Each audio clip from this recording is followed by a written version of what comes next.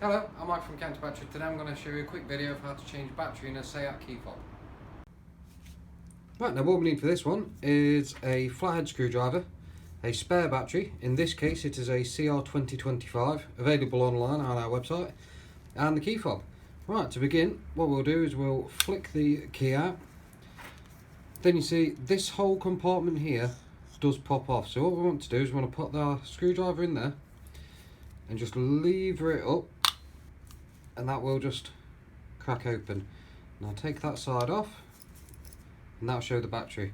Now as you can see, there is a small opening there that you can just get your screwdriver in.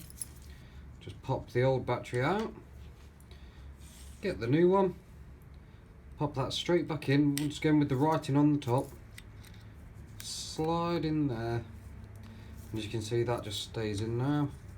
Then pop the top, put those grooves into the holes and firmly place it down, and that's all done. For more information, please go to www.countybattery.co.uk or give one of our experts a call on 01623 757 377. Thank you for watching.